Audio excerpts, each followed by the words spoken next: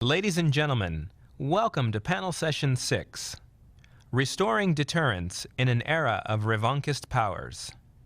Please welcome editorial page writer from the Wall Street Journal, Asia, Mr. David Fife. How you doing? Yeah. No idea who that was. Thank you. Mm-hmm.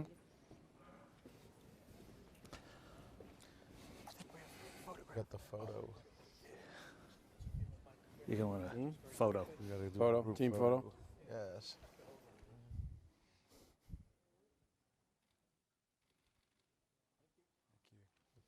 Now I forgot my seat. Guess that's, there you go. Welcome, Good hair. everyone. It is a really amazing privilege to be here. I thank the Reagan National Defense Forum for the invitation. We have extremely important questions to address today, and to get to the first, which I'll limit to Admiral Harris and General Milley, it is who will win the Army-Navy game next week? Well, so I think the let me nation will take win. So I'll just say that this is my 15th time on a panel with, no, actually it's the 15th Army-Navy game that we've won. Oh. This is my first time on a panel with General Milley. I But tried to give him a diplomatic out, and there you go. though Navy didn't cover ourselves in glory today against Toledo. So if any Toledo fans out here, good on you. So Temple fans. I will say we're playing the first annual Army-Navy hockey game the same week as the Army-Navy football game, and it's being played following the Caps on Monday night.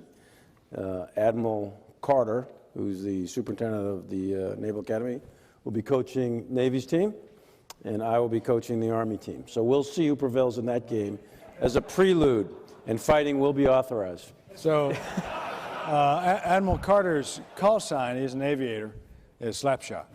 Yes, it is. We'll see. Well, now that we've gotten these major affairs of state taken care of, it really is a privilege to be here at the forum and with an amazingly distinguished panel. The personalities here, I think, are well known, but to start just briefly from my right, Bob Work is, of course, the Deputy Secretary of Defense after a long career in the U.S. Marine Corps, and a leading thinker, of course, on the future of competition, the third offset. Admiral Harris is the commander of U.S. forces in the Pacific. General Mark Milley is the Chief of Staff of the U.S. Army. Mike Strines, the CEO of L3 Communications. And Jerry DeMuro, CEO of BAE Systems, Inc. We've been asked today to speak about the current era of U.S. deterrence challenges. And in a way that echoes the third offset, I'd suggest we're now in a third modern era of deterrence. If we say that the first was the 1930s, which did not go well at all in deterring aggressive, adventurous, dangerous behavior by nation states.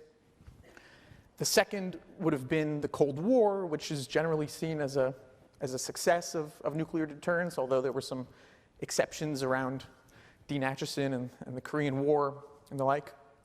Then we had the post 9/11 moment where it was questioned whether classical principles of deterrence even apply, dealing with non-nation state actors and suicide terrorism. So that brings us to today, where it seems we've returned to a third era of classical deterrence considerations. There are, of course, differences in the environment and in capabilities that distinguish our era from the past, whether it's in the nuclear realm, cyber, and otherwise. But it's I find it helpful to look at that historical context, and also to see the ways in which there are very key differences. The key difference with the Cold War, it seems, being that whereas that was a deterrence environment that looked overwhelmingly at one adversary in the Soviet Union, today the United States looks at a diversity of deterrence challenges. We're speaking today chiefly about China and Russia, but there's also Iran and North Korea. And it seems that that diversity requires also a diversity of deterrence approaches, because one deterrence approach is unlikely to fit all. And one way, which I look forward to discussing together, in which the current environment is especially challenging, it seems, is that China and Russia, to take our focuses, are, of course, different countries with different governments, different institutions, different histories, different things that motivate them, different vulnerabilities. And it would seem that that requires the United States, of course, to tailor its deterrence approaches, and with a particular focus on the different individuals who lead these systems, these political systems.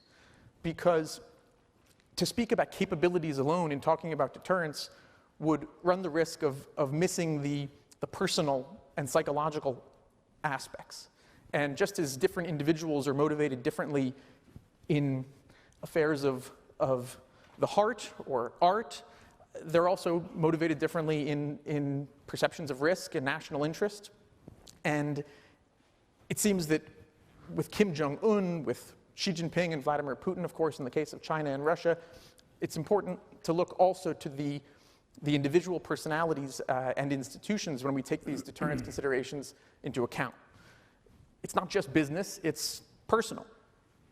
And so I'm looking forward very much to speaking with all of us about the capabilities aspects of deterrence and the personal ones and the industrial ones and others, because we have an absolutely first-rate panel, and it really is a privilege. So I'll open it up to all of us with the basic question of what is most important to understand and not to misunderstand about getting deterrence right, given these rising revanchist powers in China and Russia in particular. Secretary Work? Well, first of all, you heard the chairman say, and you've heard Secretary Carter say, that essentially we have to address 4 state powers and 1 non-state problem. And of those 4 state powers, without question, China and Russia are rising in the importance that the Department of Defense is focusing its attention on. Now, John Mearsheimer defines a great power as a state, a large state, that could take on the dominant state in the world, the United States, conventionally, and have a survivable nuclear deterrent. It's a very simple definition for a great power from the Department of Defense's perspective, because it really focuses on capabilities. Now, whether or not you agree that China and Russia is a great power, by any definition, they are really going to cause the United States to expend a lot more strategic capital than it has in the last 25 years. Both are very large nuclear powers. Both are starting to really challenge us conventionally. As the chairman said, today our competitive advantage is intact, but the trend lines are not all that encouraging, and so we want to take care of that. Both, to a greater or lesser degree, disagree with the liberal global order that the United States has been working so hard to build since World War II. Both are aggrieved. The Russians believe they have been humiliated since the end of the Cold War, and China still smarts from the century of humiliation that drives so much of their thinking. Both are UN Security Council members, so they can really cause us problems even without taking us on militarily, and both are especially prickly in their near abroad. So that means when I think of competition, deterrence, I think of it in terms of, look, the West, for some reason, thinks the term competition is an inherently negative term, which would lead inevitably to conflict. The Russians and the Chinese believe competition is just the natural state of affairs. And so within that competition, 3 things we have to have. We have to have strategic deterrence. We have to make sure we have that right against both of those 2 large nuclear powers. Conventional deterrence. We have to make sure that we have a competitive advantage on the conventional side so that the likelihood of a conventional attack or a conventional war with these 2 powers would be minimized. And then the third thing is we have to manage the strategic competition on a day-to-day basis. And I would argue if you think of strategic deterrence at the top and conventional deterrence in the middle and managing the strategic competition at the bottom, the link between the bottom two is crisis management and the link between the top two is escalation control. So third offset is not a unified field theory. It only focuses on conventional deterrence within this framework of comprehensive strategic stability.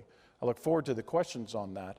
But we have to get all three of these things right: managing the strategic competition, conventional deterrence, and strategic deterrence. Admiral Harris? Thanks.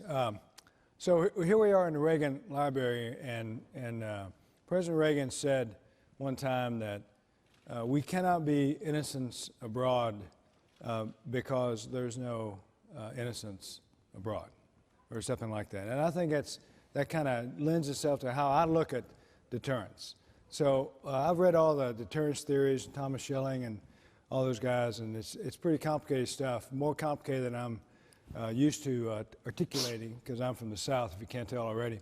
So I kind of boil it down to my own idea of what is deterrence. And to me, deterrence is an equation, and it's capability times resolve times signaling.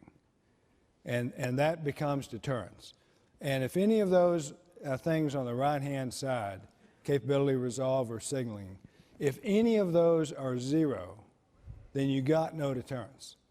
So you could have the greatest military in the world, which we do. You could have the greatest resolve to use that if threatened, which we do. But if you don't have the signaling, or if you signal incorrectly, then you got no deterrence. So that's my sort of idea of deterrence. Deterrence is in the eye of the beholder. So the deterrence is about the person you're trying to deter and how that person or that country or that entity views your capability, resolve, and signaling. So deterrence is in the eyes of the beholder. The last thing I'll say about deterrence from my perspective is that the military, the capability part of that equation, the military is only part of the equation. So deterrence is a whole of government thing, and that's kind of where I fall out on deterrence. So as the Secretary said, you know, we're talking about China and Russia, great powers, and how we work to work inside the international system with them. So I look at all that carefully. I look at it from my vantage point in the Pacific through a dark lens, and everything we do is aimed at giving the National Command Authority the ability to manage that in a complex way. So thanks. I look forward to your questions. General Milley? I mean, I would, you know, again, to echo what Harry just said, we're here in the Reagan Library, and I would just re-quote his famous phrase of, you know, peace through strength. Same phrase that George Washington used in his farewell inaugural address. And if you want to deter opponents, you've got to first have that capability, the first part of the equation that Harry's talking about. You got to have the capability, you got to have the capacity and the size, but also the skills and the readiness, and you have the right type of capabilities. Once you have those, then you have to obviously demonstrate a will, or the adversary has to know that you have the will to use it, and then you got to tell them that and signal it and so on. But the baseline of the whole thing is you got to be strong to begin with. And I think, frankly, that our capabilities, U.S. military capabilities, are exceptionally strong to be sure, but they've atrophied over the last 15 years when it comes to the two adversaries that Secretary Wark was talking about, Russia and China, you know, peer or near peer or significant state powers. That's true in the Army, it's true in the Air Force as well, and it's, I won't speak for the Navy except to say that it's true in the Navy and the Marine Corps too. So, but it's true. We've been focused on a single typology of war. We've been focused on insurgency and counterterrorism. We've optimized our force structure to do that for the last 15 years, and we have sub-optimized other parts of our force structure. So those capability gaps that have emerged, we still have competitive advantage, true, in the aggregate, but there are capability gaps that are clear, they're dangerous, and they're closing fast, and there's also proximity issues, With the case of Russia, they have obviously the ability to operate faster with interior lines and so on and so forth. China is a different strategic situation as well. So the bottom line is, while it's true, the United States military is strong and it's very good, it's very capable, and you know, you're not going to hear anything different from me. Let's be careful about beating our chest on that stuff. The world is a very serious place. There are some dangerous actors out there. Those actors need to be deterred. And there are currently, in my view, in the long scheme of things, there are significant threats to the international order that has been getting enforced since Bretton Woods in 1945. And we as a nation need to come to grips with that. And do we want to continue that international order or not? Because it is under challenge by those, you know, Russia, China, North Korea, Iran, and terrorists. And we're going to have to come to grips with that, and that means maintaining capabilities in order to assure our allies and to deter our adversaries. It's not, in my mind, a difficult science project. It's done through strength, which is a combination of size and capability. And we've got some work to do on that, and I think the current leadership of the Department of Defense has acknowledged that and put that forward, and I think the future leadership will do the same. Thank you, General. Mr. Shines? Thank you. Yes, and I think part of that story is in restoring the conventional deterrence is to restore some of the technological capability that seems to have eroded or atrophied over the last decade or so. And that's industry's job in partnership with our customers. The Pentagon, as you know, under our system, nothing is made in the Pentagon. It comes from private industry.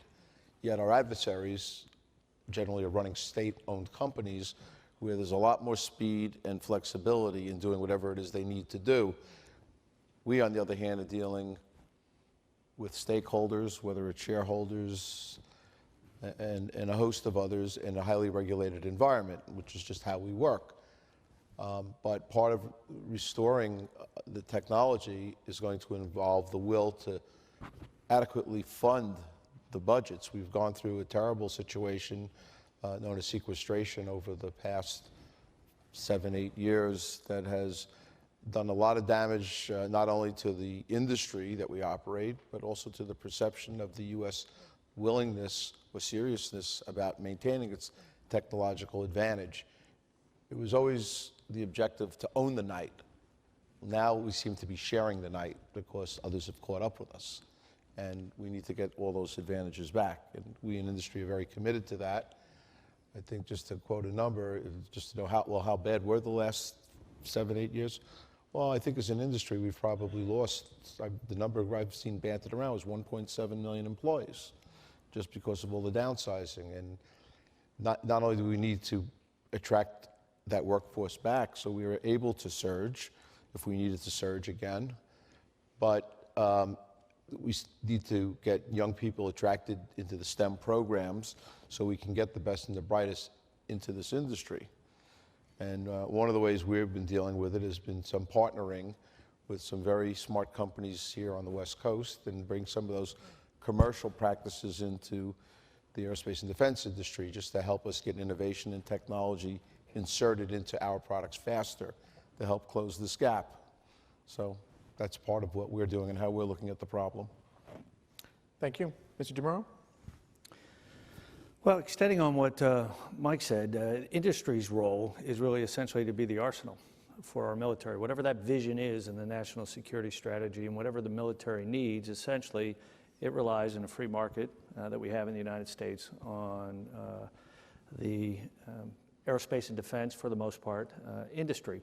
And for this industry to be healthy, our customer needs to be healthy. And Mike talked about the certainty of budget and the adequacy of budget. And that's certainly been problematic, I think we've heard throughout this session. And frankly, all of us spend some time on the Hill.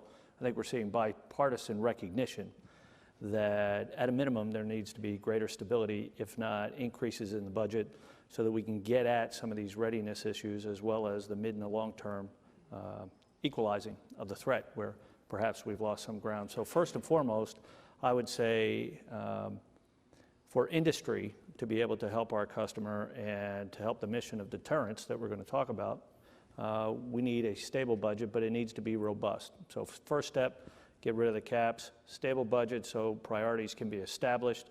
If our customer establishes them, then the kinds of initiatives that Mike talks about in a very agile industry where we have streamlined, I think statistics show even the top 5, top 6 aerospace and defense contractors since 2008 have reduced about 14 or 15% of their workforce. And then if you carry that through the second tier and the third tier, you get to Mike's numbers. We've demonstrated agility on the up, sent a man to the moon, have some of the most advanced weapons in the world. So I have every confidence that if our customer can get stability and robust funding, and they can set priorities, that collectively in a partnership, we can achieve what we want to do there. The second thing that I would offer is, this morning we heard from several panels, one of them about reform or rebuild. Well, it's both. And Congress was discussed by 2 members this morning that it also has to recognize it has a role. We always focus on DOD and say we have to streamline and we have to get rid of all these regulations and reduce people. Well, DOD as an organization operates in an ecosystem that starts with Congress. They operate in a political and a legal framework in an ecosystem. And so Congress has to understand that there are implications with its, I'll say, very discreet and granular management of the process and reporting on the process. It has consequences. Similarly, we would also offer that DOD, there's an opportunity there to look to industry as its model and how it has streamlined and revised operating practices. We all hear how many signatures it takes to get through a JROC process. Well, whether it's 52 or 28, would the quality of that decision be any worse or any better? Is it made any better by having 52 instead of 26? I don't know. I don't have the answer. But that regulatory regime affects the quality of decisions.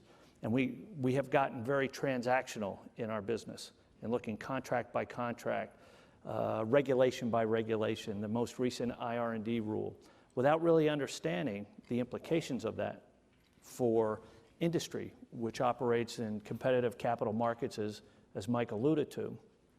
And so sometimes what we see are actions that actually have the reverse effect. Instead of supporting the innovation for the third offset and providing capital to do that, it's driving human capital and financial capital out. So we need to carefully consider that ecosystem and maybe not be as transactional. And lastly, and I think we'll have resources, and we've demonstrated the agility as a team to work on these very difficult problems. And lastly, I think it would behoove all of us and assist industry in helping the department meet its goals. If we could look at the export regime, whether it's the FMS process or export regulations regime, I think it's obvious the interoperability gains, the solidification that comes in our alliances when we share equipment and we have that interoperability, and it strengthens the coalitions, which we can bring those economies of scale back and assist in the investment of new technologies, price reductions, more effectively supporting our customer. So thank you. Thank you. Admiral Harris, I'd like to circle back on the definition of deterrence you offered. You put it forward as capabilities times intent times signaling. And I've heard others put it similarly, but with a distinction: capabilities times intent times belief. That is the belief of the other guy in our willingness to act. And that gets at the point you made about deterrence being in the eye of the beholder. So I'm wondering if you could comment on whether that's an important distinction between signaling, which is about the way we act, the United States acts, and belief, which is about how the adversary and potential adversary calculates risk. And then if we could also speak about how that belief part of the equation looks in China and Russia today, and how perhaps the belief of China and Russia in U.S. deterrence compares today to a few years past. Well, I think that we're talking about the same thing in the sense that the belief of the deterred is affected by the signaling of the deterring power and the resolve and the capability. So the deterred power, if you will, is going to look at all of that. So the deterred power's belief is ultimately going to determine the deterred power's actions in the spectrum of conflict, from no conflict at one end to war at the other. I think that we have been successful as a nation in deterring great powers, using the Secretary's definition of a great power, in terms of Russia's actions on the global stage and China's actions on the global stage. And I would just say that we have to keep at it. We have to continue the signaling part of that in order to affect their belief part of that, in order to continue to deter them in the great spaces, if you will. Let me add some of that on just consider this for a minute. You know, we're on the 75th anniversary here of Japanese attack on Pearl Harbor. Harry's going out to celebrate that. Before the Japanese launched that attack, they knew the capability of the United States, and they knew they would lose a war. They knew that. They consciously made a strategic decision to attack when they knew they would lose a war. So they knew we would fight back, so our will was there, and they believed it. But they still did it. And history has several cases where countries understood the opponent's capability, they understood the guy had the will, and they believed it, and they still attacked. So there's some other things to consider, things like myths of short wars. The Japanese thought they'd knock our fleet out and the war would be over, we'd negotiate for peace, sort of thing. And von Schlieffen thought that, the von Schlieffen plan, they thought that'd be over in 6 weeks. We also are subject to that. We thought certain things would be pretty short in Iraq and so on and so forth. So it's not an exact science, the whole idea of deterrence. It's a matter of judgment, and it's something that is different in every single case. There's no uniform cookie cutter stuff. It's different in every case. The one thing that's common, though, if you want to deter, is to maintain very, very strong and capable military forces. Until such time as there's some sort of universal government or whatever, maybe someday 100, 200, 300 years from now, the world, by definition, is anarchic because there's no overarching force that can, run the rules, so to speak. And absent that, you've got to maintain very strong, large, and capable forces in order to deter. And if I could say something, David, you used the word intent. Harry used the word resolve. I actually like resolve better. And it's the capabilities that you bring to the table, plus the signaling of what you can and cannot tolerate, and then the resolve that you show. And what's different in our strategic competition with both China and Russia is our national strategy values allies. And what the president has said, every president since World War II, Article 5 commitments are ironclad. There may be other areas that we decide what we must do, but in the terms of Article 5 commitments, I don't think anybody, either in Russia or China, doubts our resolve to NATO and to our allies in the Western Pacific. And I think that is a very, very big help for deterrence against both of these great powers. Thank you, by the way, for the correction on resolve and intent. I didn't mean to put words into the Admiral's equation there. If I could ask a bit more on how China and Russia look at the U.S. in a deterrence balance and what their belief is in U.S. capabilities times resolve. How do you assess that their views on our standing compare today to years past? In the Russian case, of course, we had the 2008 Georgia episode, Crimea in 2014, Ukraine generally, now the risks to the Baltics that, of course, people speak about.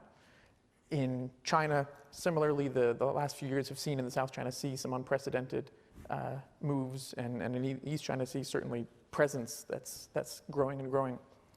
How do you understand the Chinese and Russian view of faith in the United States resolve today compared to, let's say, 10 years ago?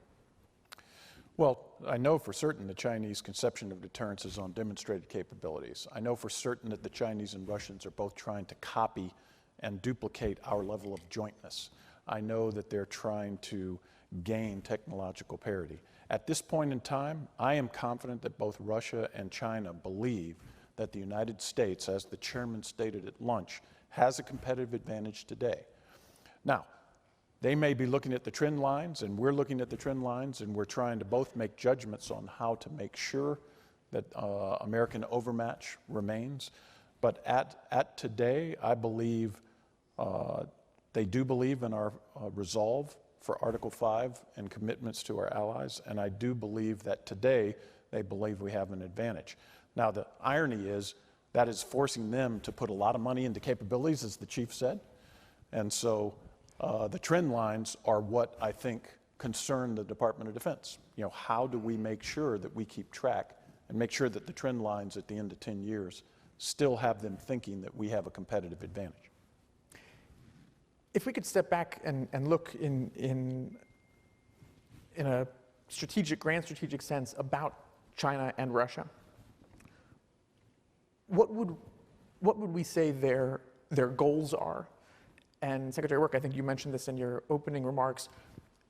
To what extent are they impatient powers? Are they patient powers? How do their economic and political and other circumstances shape their strategic thinking? And what should that mean for U.S. deterrence strategy? What are the timetables that we think that the Chinese and Russians look to for achieving their goals? Why don't we start here? Well, I would just say, I would defer first to Harry. He's been thinking about this for a long time. And the China Strategic Initiative that was started back in 2008, we really are trying to understand them. And the chief, I know, although he worries about providing forces in both the Pacific and Europe, he's been thinking a lot about the European problem. So I'd probably ask them first to see from a military perspective what their judgment is. So I've spoken before about China, and I've used we typically attribute patience to China, but I've spoken about how China has become a nation in a hurry, how President Xi has become a man in a hurry, where they've tried to ramp up their military development and all of that, their island reclamation, their aggressive actions, their assertive actions in East Asia in a hurry. And I've testified before Congress that I believe that China seeks hegemony in East Asia, and their view is to push the United States out. And that's where those military capabilities that we have come into play, and that's where the whole of government view on deterrence comes into play. I think that the United States enjoys certain asymmetric advantages over every country on the earth that would challenge us. And those asymmetric advantages include anti-submarine warfare, stealth technology, jet propulsion, our culture of innovation, and our ideals. But those hardware aspects of those asymmetric advantages are at risk if we don't continue to invest in them and resource them. And China is trying to overcome that asymmetric advantage gap that we enjoy quickly. And they do that through cyber theft and everything else because they're not constrained by law, regulation, and policy as we rightfully are. And so we have to continue to be sensitive and be aware of the threat that's posed by a closing of that gap. The chairman talked about today that we don't want to go into a fair fight with our enemies or our adversaries. I've said before, I want to go to a knife fight with a gun. I want to go to a gunfight with heavy artillery and all of that. Admiral, why is China a nation in a hurry? Is it because of the personality of leadership? I don't know. Because of demographics? I think you should ask China why they're a nation in a hurry. I just look at the outcomes, and they're moving swiftly and they seem to have put aside any sense of strategic patience. General? You know, Thucydides said a couple thousand years ago, he's pretty accurate then, it's held true throughout the ages, that wars are caused by fear, honor, and interest sort of thing, fear, pride, and interest. And I think there's other reasons, but those three sort of get to the heart of the matter. And I think in both China and Russia's case, for that matter, and many other cases, I think fear plays a big part. In Russia's case, they have living memory. So there's people who sit around dinner tables or the leaders or the sons and daughters of folks who fought in World War II, and they have living memory of a Nazi invasion. And that was brutal. The United States didn't experience, both my parents fought in World War II. My dad hit the beach at Iwo Jima. They suffered, true enough. But the United States did not suffer anything like Eastern Europe and Russia did in World War II. That's living memory. Putin himself is the son of survivors of Leningrad, where people were, I mean, it's just a brutal 900-plus day siege. People need to think about that and remember that, that what Russia went through in World War II. So fear is very real. And that's the third time that I'm aware of in terms of big invasions. You got Napoleon who went and burned Moscow, and you got the Mongols who occupied it for 3 centuries, who were doing everything that you see ISIS doing today. They were doing the same thing. So fear of external invasion is a very real, palpable narrative in Russian internal politics and history. And it's not fake. They believe it. They fear it. And they view NATO, rightly or wrongly, I think wrongly, I don't think NATO's an existential threat, but they think NATO's an existential threat. So fear is driving some of their behavior, and then their political leadership obviously believes it themselves, but also exploits that for internal political gain. So what are they trying to do? They want to defend the Russian people. They want to defend Mother Russia, sort of thing. And in their mind, Ukraine is part and parcel of Mother Russia, and Kiev, of course, was the capital of Russia in 900 and year 1000 sort of thing. So the idea of defending against an external threat, fear, I believe, is very real in their mind. There's also pride. Russia was a great power under the Tsar, starting with Peter the Great and all the way up until the fall of the Romanov dynasty and the Russian Revolution. So it was a great power. It was a colonial power. It was an expansionist power. It had a great empire. And, of course, then you got the Russian Revolution. But then it becomes a power in its own right by making the greatest contribution to the defeat of Nazi Germany, and then later becomes the Soviet Union as a superpower during the Cold War. All that came shattering down between 89 and 91 for many, many reasons, but it shattered. Putin himself called it the greatest catastrophe of the last century. That was something that ripped apart at the self-esteem, the pride of a country that had been fed propaganda of how big and tall they were. So it rips apart their pride. So they want to regain Russian nationalist pride in themselves. And then there's a lot of interest involved. There's not a least amount of money and so on and so forth. So those three factors are pretty significant with the Russians and what they're doing, and that's translated into behavior. And then along comes a guy, gets on a horse, takes his shirt off, says, "Follow me, I'm the Pied Piper, and I will lead you to restore your pride. I will defend you. I will take care of your fear. Trust me, and I'll be the strong man." It's been done thousands of times before in history. And it's entirely believable. KGB agent and so on and so forth. So they rally around the flag, and they modernize, reform, and rebuild their military while we're involved in a campaign in Iraq and Afghanistan. And then their behavior follows suit with attacks on Georgia, Crimea, Donbass, eastern Ukraine, threatening and intimidating against the Baltic states. You see what they've done in Syria. They want to be on the same playing field. So if we want to deter that kind of further behavior, further aggression, then that's going to require significant strength. China, slightly different, but essentially the same, in my mind. They've published it, by the way. There's no great super secret to this stuff. They call it the China Dream. They've published it. And by 2049, the Chinese want the United States out of the Western Pacific and East Asia. And they want to be, just like Harry said, the regional hegemon in that region of the world. They would prefer to do it peacefully, what they call win-win. They want the United States to peacefully retrench and withdraw and let the Chinese be the dominant power in East Asia as they have been for 5 millennia. The only exception has been what they call, their century of humiliation between the Opium Wars of the 1840s and the Chinese Communist Revolution in 1949.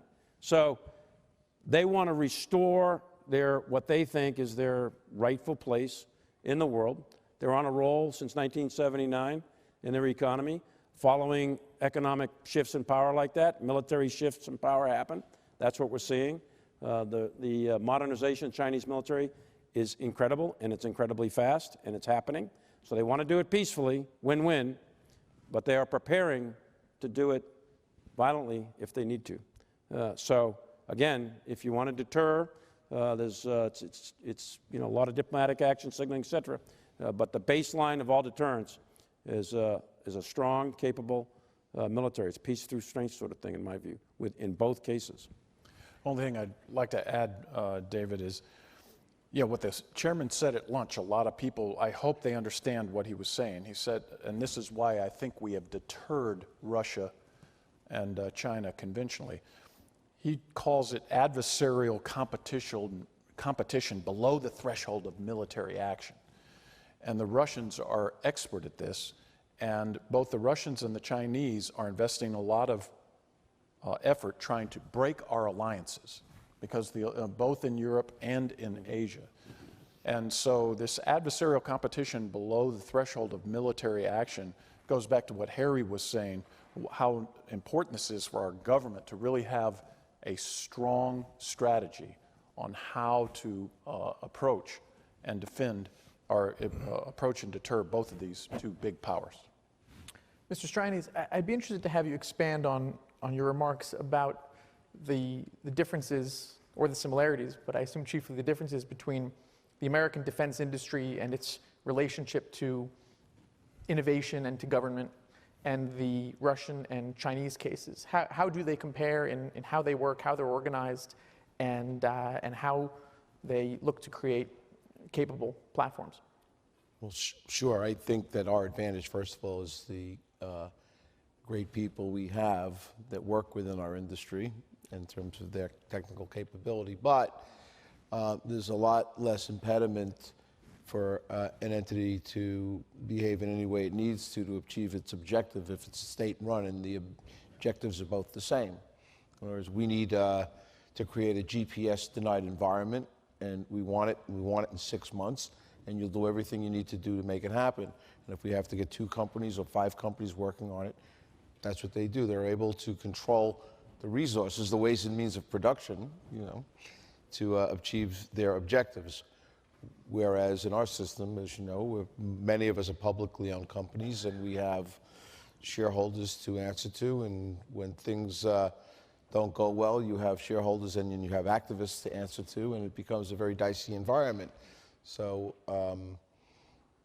we're all very aware of our environment. We know how to work through it, so it's not the end of the world. But I think they can get things done a little bit quicker when they need to. Our job is going to be, how do we counter that? How can we develop technologies, weapon systems, and the like that can operate in a GPS-denied environment, right? Mm-hmm. The great, U.S. force projection was the carrier group, and as we all understand it, the Chinese have developed missiles now to negate the carrier group, so they could take them out, or they keep them so far offshore that the effectiveness has been, somewhat impacted.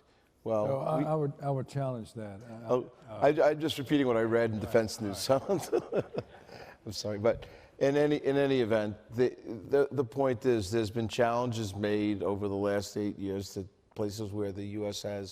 they perceive the technological advantage, whether it's going after, stealth, develop better radars or longer range missiles or the like. And, I think that we need to respond in kind from the industry and work with our customers and come up with systems that will offset those capabilities that are being developed. And if it's, cyber, we had a panel earlier today on cyber. That's become a terrible problem.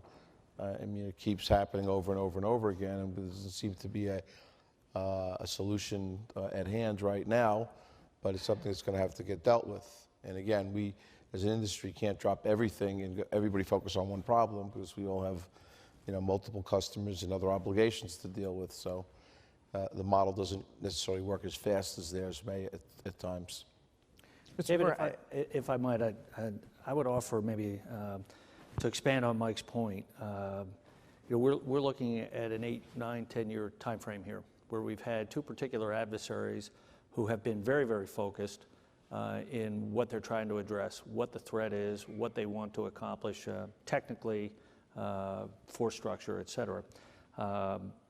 As the Secretary, the Admiral, and the General have said, we've been immersed in some other activities, not the least of which is a huge downturn in the economy that's caused other constraints on the system, financial and political. And I have every confidence that, as has happened before in our industry, most of the great discoveries are here. And the fundamental reason is the free market enterprise system that we have drives innovation, drives incentive. So we need to focus on those things that will allow us, A, to establish priorities and a reasonable planning horizon to stay with them, the regulatory regime that facilitates rather than restricts that innovation.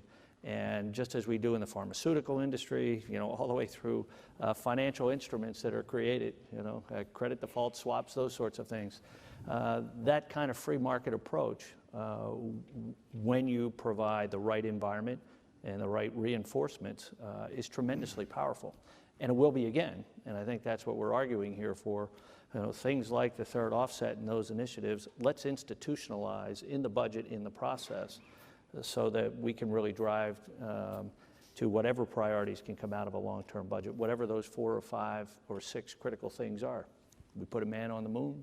There are many things that can be unleashed here. We just need to set the fundamentals in place and let this model work. Before we open up in a few minutes to questions, I'd like all of us to weigh in on aspects of predictability and unpredictability in deterrence. When we look both in the Asia Pacific and in Europe, we see that Article 5 covers the NATO countries. It covers Japan and the Senkakus, as President Obama clarified 2 years ago. The U.S. has a mutual defense treaty also with the Philippines, but has not clarified that Philippine holdings in the South China Sea, rocks and islands, are necessarily covered by that. There's some ambiguity there. With Taiwan, there is no treaty, of course. There's a Taiwan Relations Act that connects the U.S. to the defense of Taiwan. In Europe, it's well known, the Baltics, of course, are within NATO, but risks exist. Moldova and other countries are outside of any Article 5 commitment. How do these issues affect the deterrence calculus, and what's the role of predictability and unpredictability, for good or for ill, in establishing deterrence against revisionist powers? And you can leave aside surprise phone calls to Taiwan if you'd like, which was an unpredictable move that has surprised us all, I think. Secretary Work, if you wanted to start. I will leave behind the call. That's your prerogative. No, I mean, look, I really like Harry's 3 words. It really has to do about signaling and resolve, and the way that both Russia and China believe in our resolve. And ambiguity is very helpful in some cases, not helpful in others. It really goes back to managing the strategic competition, knowing the competitor you're trying to deter, and understand the signals and how you demonstrate resolve. Within the context of the third offset, even just on conventional capabilities, we have a saying, we will reveal capabilities for deterrence, and we will conceal capabilities for warfighting advantage. In the Indo-Asia Pacific region, and the other 2 defense treaties are multilateral, NATO and the Rio Pact. Our treaty allies in Asia should not worry about America's commitments under those treaties. And those are treaties with Japan, Korea, Thailand, Australia, and the Philippines. They should not be concerned about our resolve in meeting our treaty obligations. I think the President clearly signaled, for example, he clearly signaled where we stand as a nation with regard to our treaty with Japan over the issue of the Senkakus and the fact that the Senkakus fall under the provisions of the Mutual Security Treaty with Japan. I think that was a clear signaling to China, and it had a deterrent effect. With regard to freedom of navigation operations and the like, and the issue of deterrence and provocations, freedom of navigation operations are not designed to deter anybody from doing anything.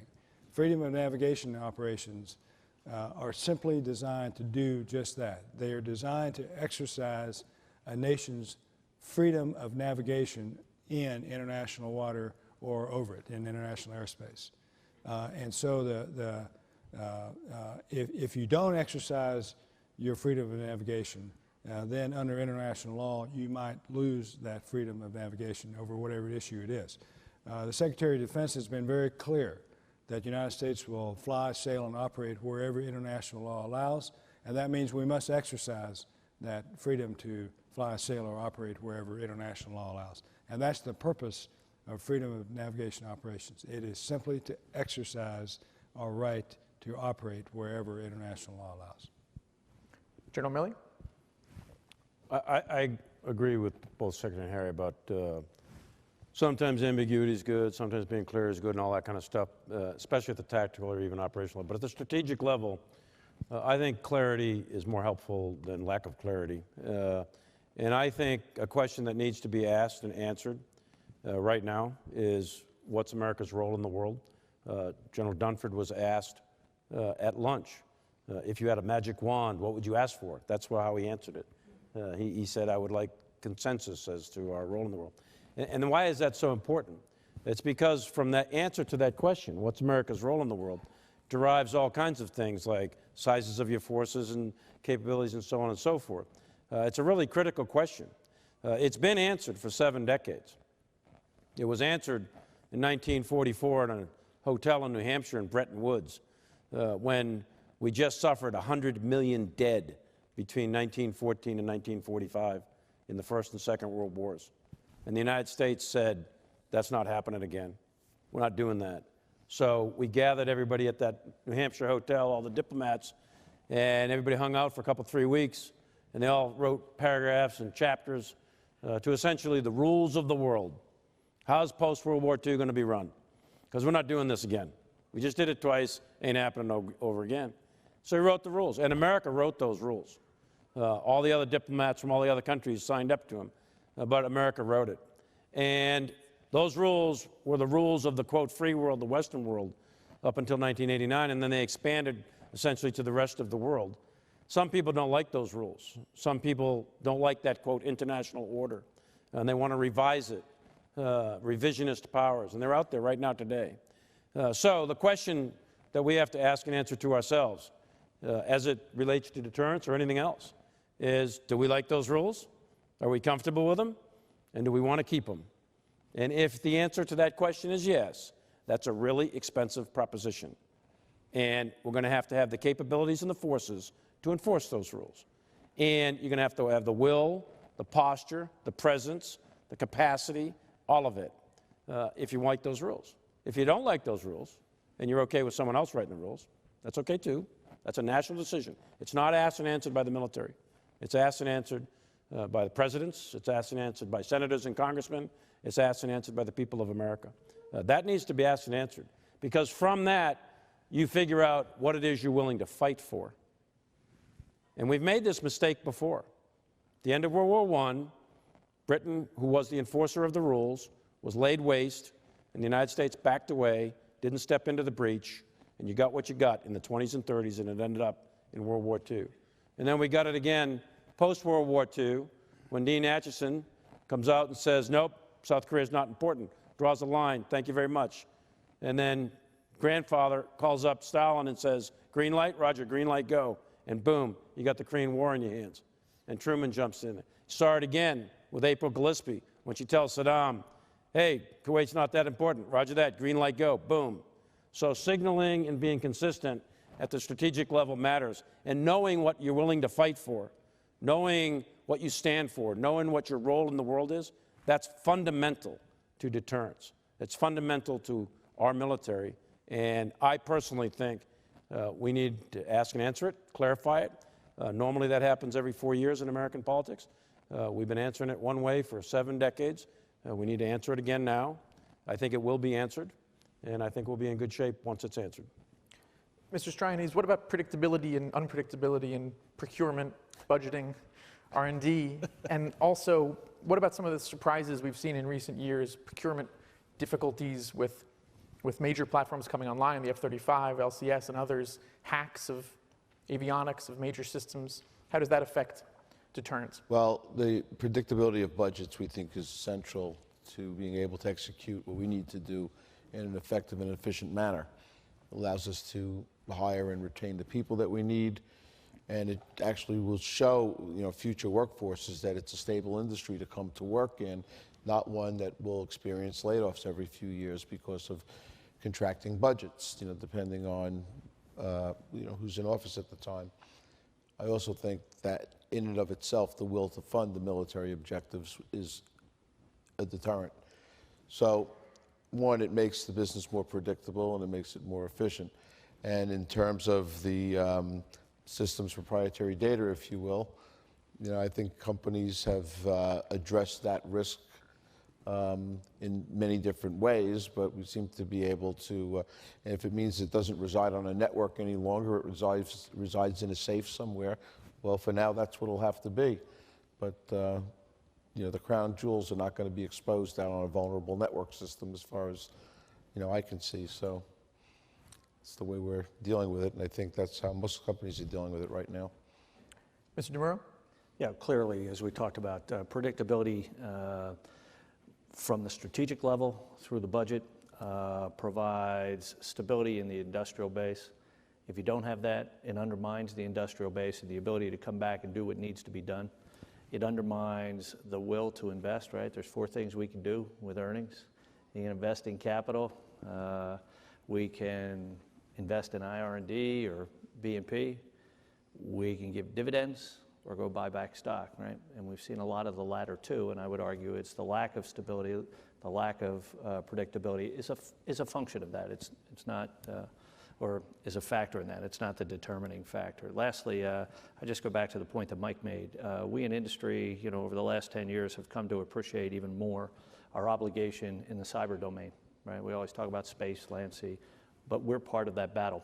We are part of the defense infrastructure, and we are working very hard, very collaboratively with the intelligence agencies and the defense infrastructure to do everything possible to protect those assets, right? Let's now open it up to Q's and A's. We have microphones, at least one here. And if questioners, of course, can identify themselves and try to ornament their comments with a question mark at the end. Please. Admiral Harris, my name's Stephen Perry. How concerned are you about China's self-manufactured naval base in the Spratly Islands? What, if anything, can we do about it? And have they perhaps effectively deterred the West through their strong resolve and strong signaling? Yeah, so thanks for the question. It's great. I'll answer it quickly to give opportunities for other questions. I think a lot about the islands. I think they have built 7 new bases. I don't think of them as islands anymore. I think of them as military bases in the South China Sea. 3 of them have runways of about 10,000-foot lengths.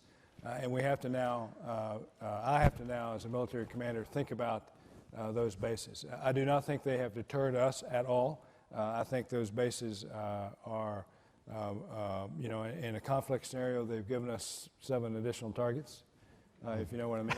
But they have, as I've said in opportunities in the past, a continuing build out of Chinese capabilities in the South China Sea will give them the ability to control the South China Sea and the over $5 trillion worth of trade and that travels through the South China Sea, including $1 trillion that involves the United States annually.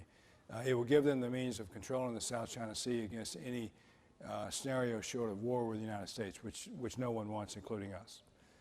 And so we have to continue to work with China on that and our friends, allies, and partners in the region to reassure them so that we continue to build credible combat power and we build a network of like-minded friends, allies, and partners to ensure that we fly, sail, and operate wherever international law allows.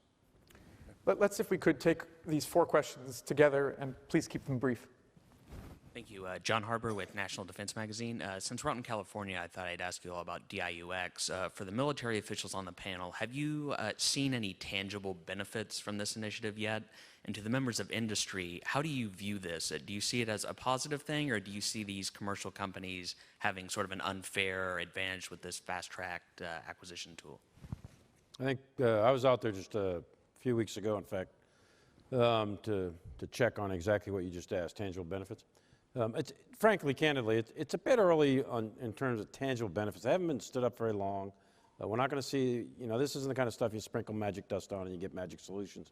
These guys haven't been in operation for all that long.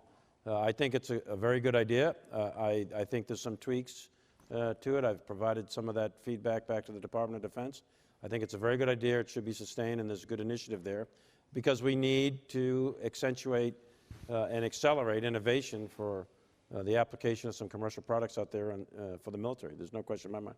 But the DIUX per se, let's give them a little bit of space here. Let's give them some running room before we start grading them out. I would only add that, look, anything that sparks innovation and brings new thought to the problem set that we're trying to solve, we would welcome. The aerospace and defense industry doesn't create a lot of the technology. It integrates and applies that technology, whether it's automation or whatever it is. So, as the General said, I think it's early days, but stimulating more people to come into the industry can't be anything but good. Hi, Sidney Friedberg, Breaking Defense. Question, well, both the 4 stars might have a thought in this, but particularly for a Deputy Secretary of Work. Are you going to go for all 3? You've put a lot of energy into this third offset strategy, and I remember you telling me about a year ago that your hope was to set up options for the next administration, whoever they were, to choose from. At this stage, how comfortable are you that there's been time to set up good options and hand them over to the next administration across what's going to be probably a more turbulent transition than most? Thank you. And we need to run a 2-minute drill here, so if we can get the other 2 questions quickly, and we will answer them as best we can. Hi, I'm Blake Mueller. I'm a student at Columbia University here with the Alexander Hamilton Society. My question is primarily for Admiral Harris, although General Milley's expertise is also appreciated. How realistic and effective do you deem an Asian equivalent of NATO? TTP is dead for now, but could the United States reassert itself through ASEAN in order to leverage the region's geopolitics? Thank you. Hi, my name is Sheikh Katiri. I'm a junior at Arizona State University, and I'm here with the Alexander Hamilton Society. My question is, there seems to be a growing concern and skepticism among American people on an activist foreign policy, and looking at that resistance among Americans, adversary powers, especially Russia and to an extent Iran, seem to be exploiting that in their aggressions. Would you say that this is a fair assessment, and how should this be resolved? Thank you. Secretary of Work on the transition. Well, Sidney, look, the third offset, you heard the chairman say at lunch, this is all about trying to maintain our conventional competitive advantage. And whatever you call it, that's what it all is all about. What we have right now is many demonstrations that are laid into the budget. Now, it's not, we're talking about a $3 trillion program, about $600 billion a year times 5 in our 5-year defense plan. It's a $3 trillion program. We have about $20 billion that is laid in right now for a lot of different demonstrations that the incoming administration can elect to either pursue or not. And it goes back to what General Milley said about the DOAX. There's an awful lot of things that are going on right now. We're seeding a lot of innovative approaches. And back to Jacobs, I'll skip over the TTP and the Asian equivalent of NATO, and I'll leave that to Harry. But look, I don't think that the data shows that the American people are resistant to an activist policy. I think, going back to General Milley's point, is we have to have the debate of American role in the world, and I think the American people will take part in that debate and tell us. But I don't think I think the data is mixed on whether or not there's any indication that the American people want to become less active. They want to know what we stand for and what we're going to go back to Kath Hicks said this morning. Who do we want to deter? How are we want to deter them? Who do we want to have as allies? Who will we protect? All those questions need to be answered. And I know we're running over time, but let me just say something. As far as deterrence goes, this is what I think the Russians and the Chinese military planners worry about most. The American soldier, sailor, airman, Marine, and Coast Guardsman.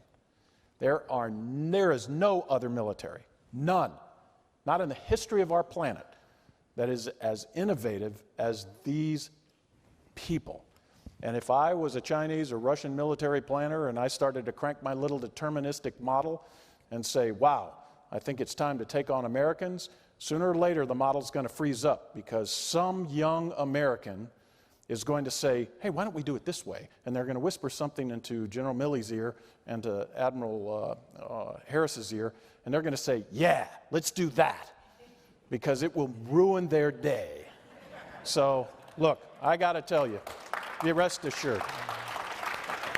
Admiral, to close us out, please. So I'll be quick again. I want to talk about NATO and Asia, but I'll add to what the Secretary said, and that is the other thing that I believe scares our potential adversaries and our adversaries is the fact that we're having this kind of a forum because we are a questioning society, we're a questioning nation, and I just can't imagine this kind of a venue where you have military, civilian, and industry leaders together answering whatever questions come up in ways that we're trying to do for all of you. So I think that's the other thing that I think scares them quite a bit. I do not believe we're ever going to see a NATO in Asia. You know, NATO was formed when there was a single-focused threat, the Soviet Union, and those countries that were aligned with the Soviet Union lined up against those that were not, and we formed up NATO for all the right reasons. In Asia, there's not that compelling, single-focused enemy, quote-unquote, if you will. China is part and parcel of Asia. They're part of our economic life in America and all of that. So we're not going to see, in my opinion, a NATO in Asia. We will see multilateral frameworks. I call it partnerships with a purpose. You know, we have Defending Northeast Asia. So that's a natural trilateral linkage between Japan, Korea, and the United States. There's a countering multilateral or countering violent extremist organizations in Southeast and South Asia. And a natural grouping of that would be the U.S., Malaysia, Indonesia, Australia, New Zealand, and maybe Bangladesh, certainly the Philippines. So we should be going after these kinds of naturally forming multilateral organizations to get those advantages. And then we have ASEAN, which exists not as a defense pact between those countries that are part of ASEAN, but they are interested in security things. So you have ADMM+, ASEAN Regional Forum, ARF, and those things which I think are useful to go after transnational crime, counter-piracy, the kidnapping for ransom, and all of those issues that we see in the Strait of Malacca and the Celebes and the Sulu Seas. So that's how I view multilateral defense structures, if you will, in Asia. Thank you.